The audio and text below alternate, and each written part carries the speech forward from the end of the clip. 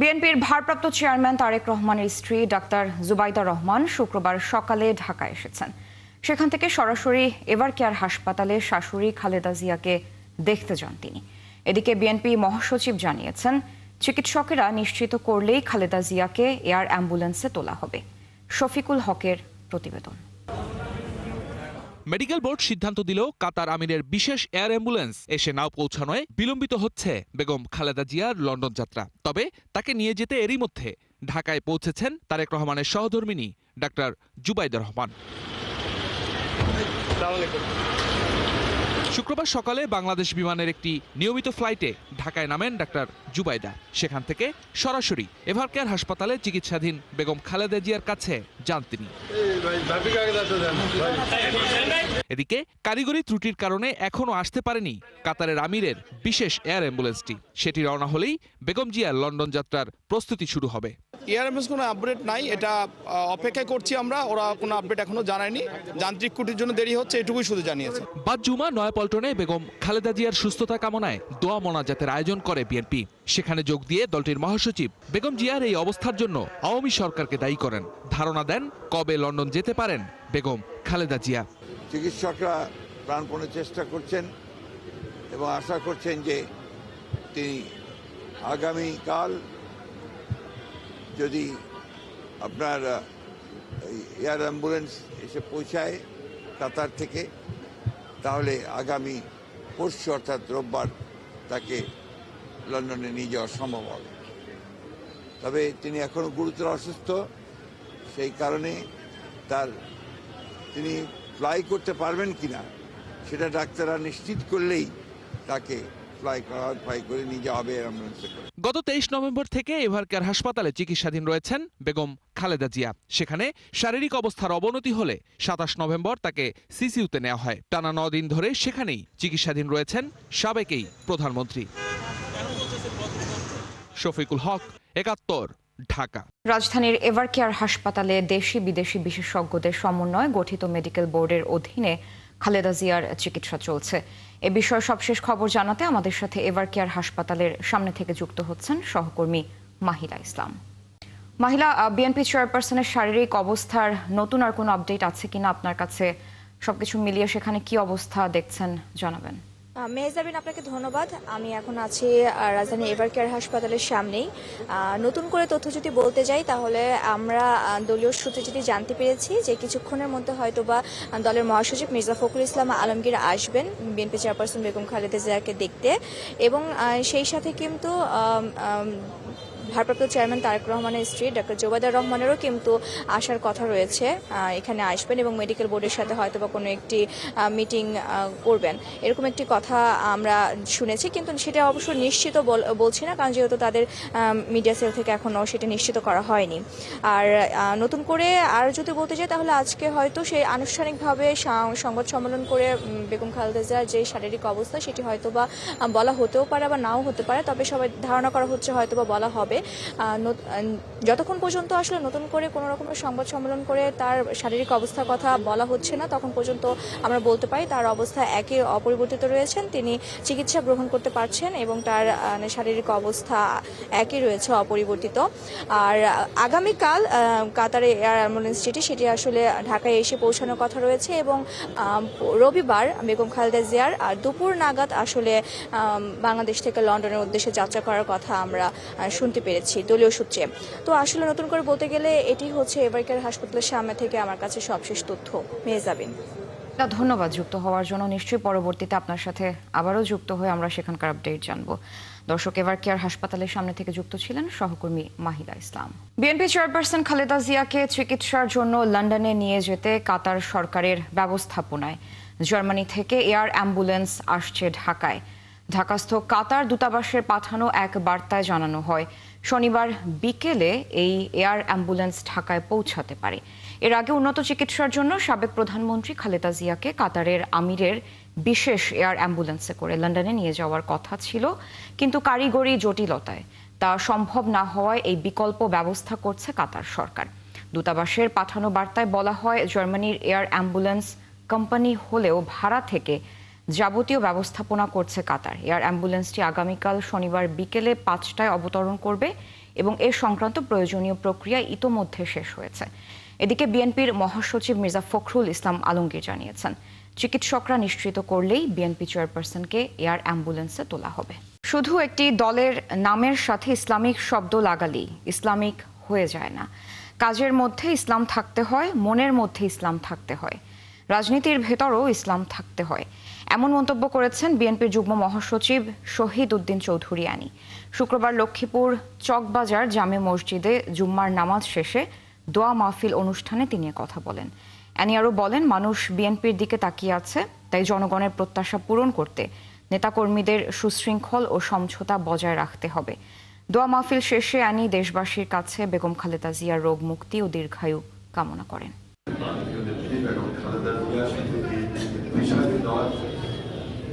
দেশবাসীর কাছে সম্মানিত, বিশ্বের কাছে সম্মানিত, ওনার জন্য সবাই আমরা দোয়া করবো। আজকে আল্লাহ যেন ওনাকে সুস্থতা দান করেন। আমরা ওনার এই মানসিক সুস্থতার জন্য বিশেষভাবে আপনাদের কাছে দোয়া করতেছি। ব্যক্তি বা দলের বিরুদ্ধে অভ্যুত্থান হয়নি জানিয়ে জাতীয় নাগরিক পার্টি এনসিপির আহ্বায়ক নাহিদ ইসলাম বলেছেন, গণ অভ্যুত্থানের প্রথম দাবি ছিল সংস্কার, ফ্যাসিস্ট সংস্কৃতির বিরুদ্ধে অভ্যুত্থান হয়েছিল।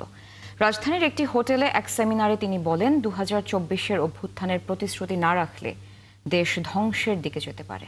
যারা গড়ে, যেই রাজনৈতিক নেতৃত্ব দেশকে স্বাধীন করে, সেই রাজনৈতিক নেতৃত্ব যাদেরকে আমরা ফাউন্ডিং ফাদার্স বলি, তারা দেশের সকল প্রতিষ্ঠান, গণতন্ত্র, নির্বাচন কমিশন, পুলিশ, ব্যুরোক্রেসি, যত ধরনের প্রতিষ্ঠান আছে সেই প্রতিষ্ঠানগুলোকে তারা গড়ে দিয়ে যায়।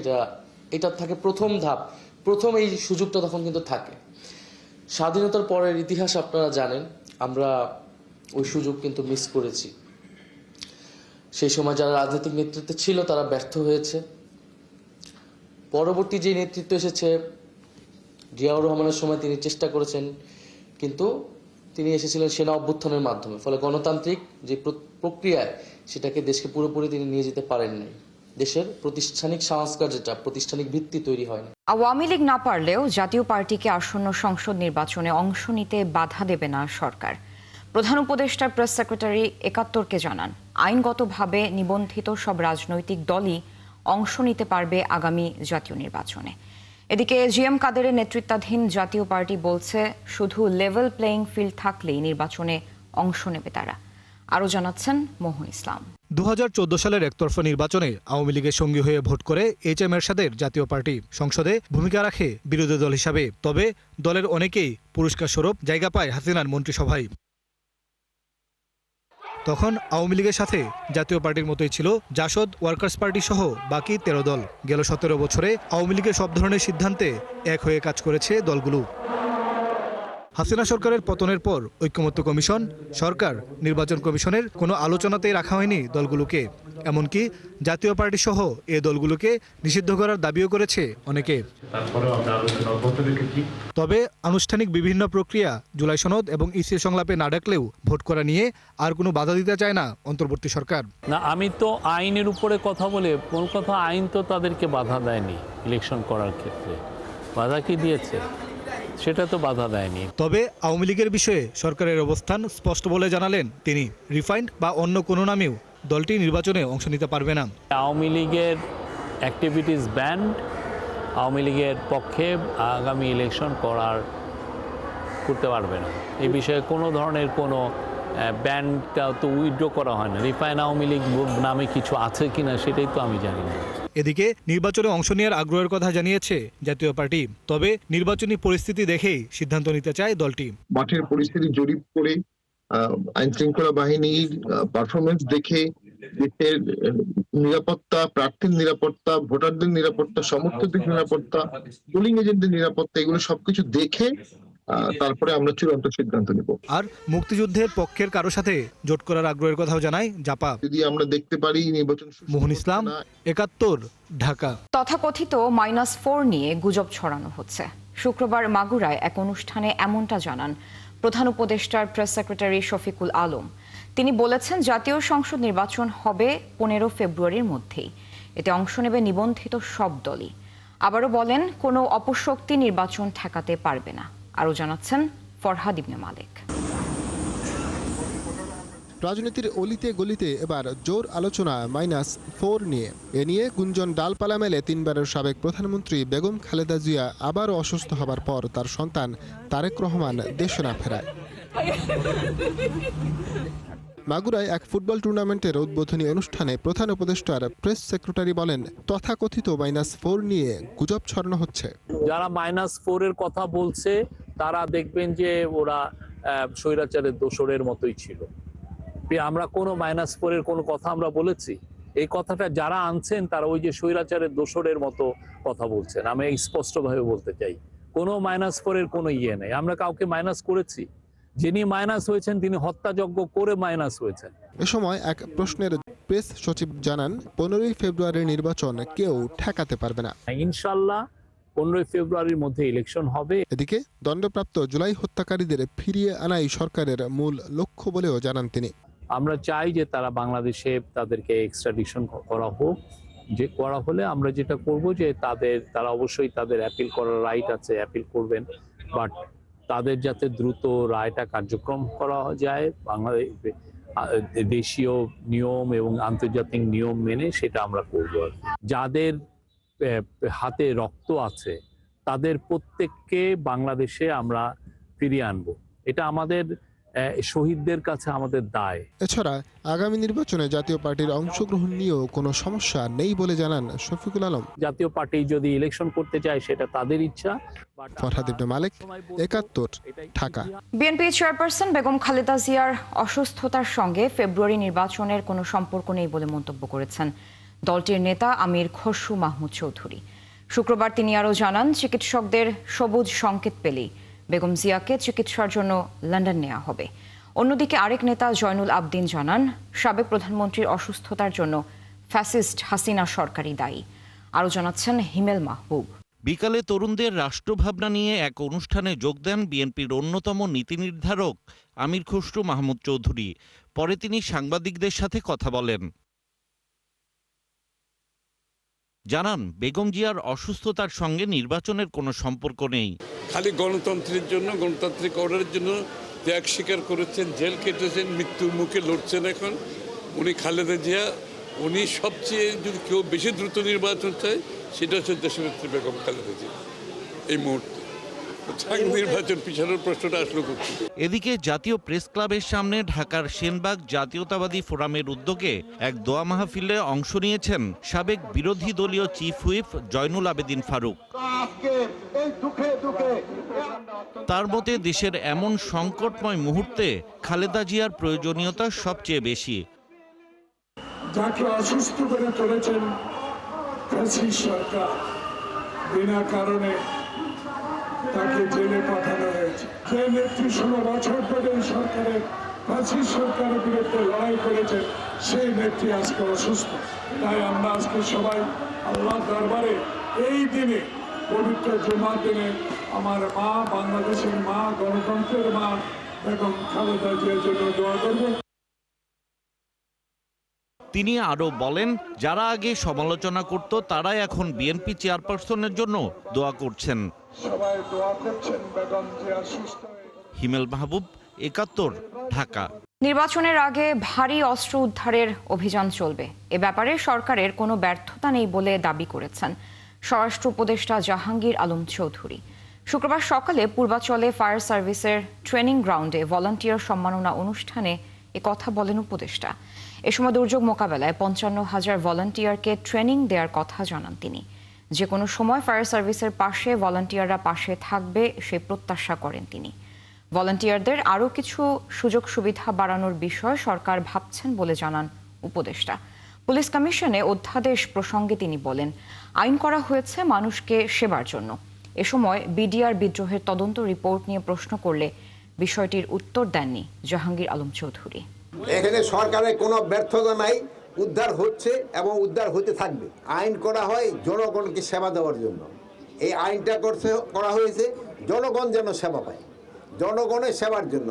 কোন বাহিনী কি কাজের জন্য না, এটা বাহিনী যে তাদের যদি কোনো সমস্যা থাকে এটাও তারা রিকমেন্ড করতে পারবে এবং তাদের রিকমেন্ডেশনটা আমরা স্বরাষ্ট্র মন্ত্রণালয়ে দেখব।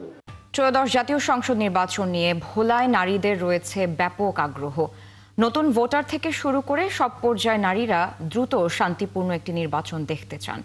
এরপর নির্বাচন পরবর্তী দেশে নারীদের নিরাপত্তা, সামাজিক মর্যাদা, সম অধিকার ও বৈষম্যহীন সমাজ ব্যবস্থা প্রতিষ্ঠিত হোক সেই প্রত্যাশা করেন। কামরুল ইসলামের তথ্য ছবিতে প্রতিবেদন।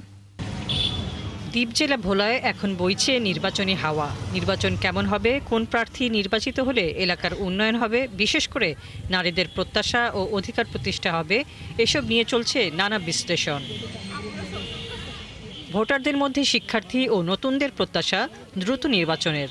তবে অবশ্যই তারা চান অবাধ, সুষ্ঠু ও নিরাপদ একটি নির্বাচন, যেখানে নারী ভোটাররা তাদের পছন্দের প্রার্থীকে নিরাপদে ভোট দিতে পারবেন। জাতীয় সংসদ নির্বাচনে যে সরকার আসবে সেই সরকারের কাছে আমাদের প্রত্যাশা যেন আমরা বৈষম্য বিরোধী একটা সমাজ পাই। পুরুষকে যে পারিশ্রমিক দেওয়া ঠিক ওইভাবে আমাদেরকে যেন দেওয়া হয়, তাহলে সমাজকে সুন্দরভাবে গড়ে তোলা যাবে। প্রথম প্রত্যাশা হচ্ছে যে নারী পুরুষের সমতা এবং নারী পুরুষ যেন সমভাবে কর্মক্ষেত্রে উপস্থিত থাকতে পারে, তাদের কাজ স্বাধীনভাবে করতে পারে এবং নারীর প্রতি কোনো ধরনের হুমকি না আসে। নির্বাচন পরবর্তী নারীদের নিরাপত্তা, অধিকার, মর্যাদা প্রতিষ্ঠার পাশাপাশি কর্মসংস্থান হবে, এমনটাই প্রত্যাশা করছেন জেলার অনেক নারী। পাশাপাশি অবহেলিত এই জনপদে পাবলিক ইউনিভার্সিটি ও মেডিকেল কলেজের দাবি তোলেন তারা। কেন পাবে না নারীর সম অধিকার? আমরা এমনকি সংসদেও আমরা দেখতে পাচ্ছি যে নারীর সংখ্যা কম, নারীর কম নির্বাচিত হচ্ছে, কম আসতেছে। আমরা চাচ্ছি সংরক্ষিত আসনের সংখ্যাটা আরো বৃদ্ধি হোক। যে পরিমাণ আছে এটাতে হয় না, নারীরাই নারীদের কথা বলে, পুরুষ কখনই নারীদের কথা বলে না। 4টি আসন নিয়ে গঠিত ভোলা জেলায় এবার ভোটার সংখ্যা 14,12,779 জন, যার মধ্যে নারী ভোটার রয়েছেন 6,83,516 জন। হাসিবা আলী বর্ণা, 71। বছরের শেষ সময়ে এসে আবারও উত্তপ্ত পেঁয়াজের বাজার। সপ্তাহ ব্যবধানে কেজি প্রতি দাম বেড়েছে অন্তত 50 টাকা। ব্যবসায়ীদের দাবি, সরবরাহ সংকটের কারণে দাম বাড়ছে কৃষক পর্যায় থেকে। তবে অস্বাভাবিক এই দামে বিপাকে পড়েছেন ভোক্তারা। অন্যদিকে বাজারে সরবরাহ কমেছে বোতলজাত 5 লিটারের সয়াবিন তেলেরও। রাকিব হোসেনের রিপোর্ট।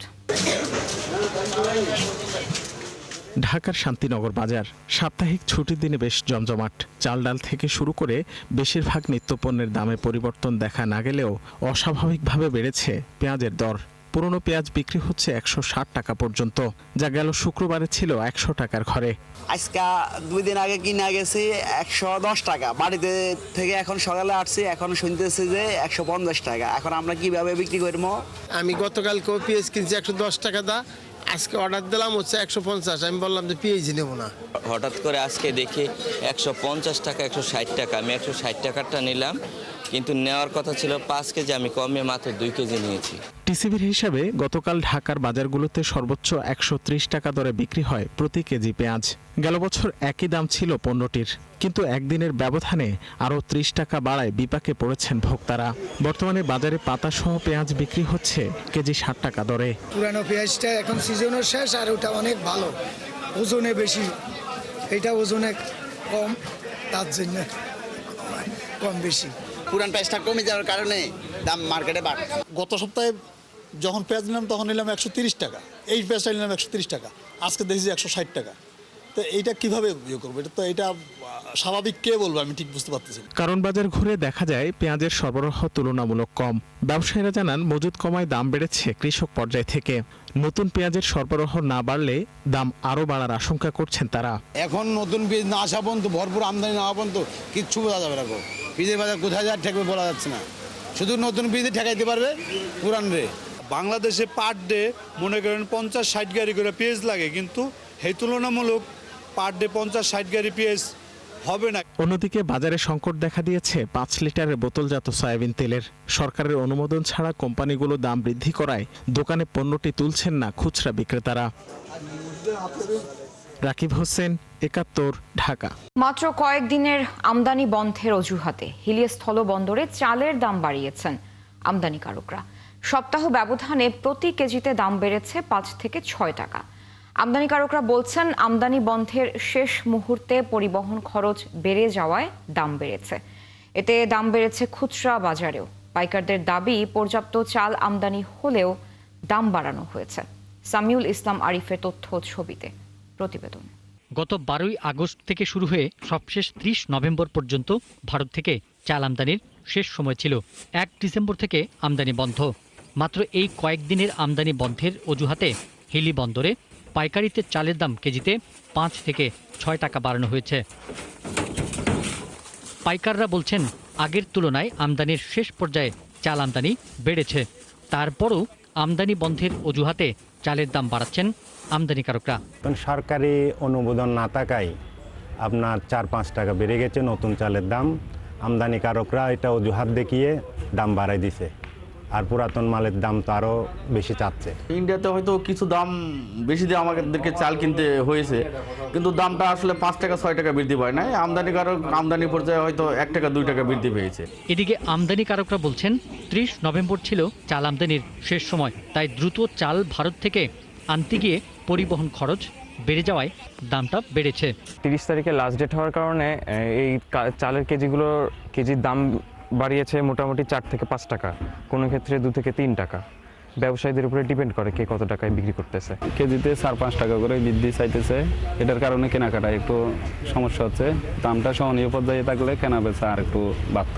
হিলি কর্তৃপক্ষ বলছে আমদানি করা চাল দ্রুত বাজারজাত করার জন্য ছাড়করণ করা হয়েছে, এতে দাম কিছুটা স্থিতিশীল হবে। 30 নভেম্বর 2025 পর্যন্ত মোট ট্রাক ঢুকেছে 1062টি এবং 45,410 মেট্রিক টন চাউল বন্দরে প্রবেশ করেছে এবং সব চাউলগুলো এখান থেকে শুল্ক করাদি পরিশোধ করে ছাড়করণ করা হয়েছে। গত 1 নভেম্বর থেকে 30 নভেম্বর পর্যন্ত হিলি স্থলবন্দর দিয়ে ভারত থেকে চাল আমদানি হয়েছে 45,410 মেট্রিক টন। পিন্টু হাজং, 71। দর্শক, চলছে সংবাদ সংযোগ। সরাসরি সংবাদ অনুষ্ঠান দেখতে চোখ রাখুন 71 ফেসবুক পেজে এবং সাবস্ক্রাইব করুন 71 ইউটিউব চ্যানেল। থাকুন 71-এর সাথে।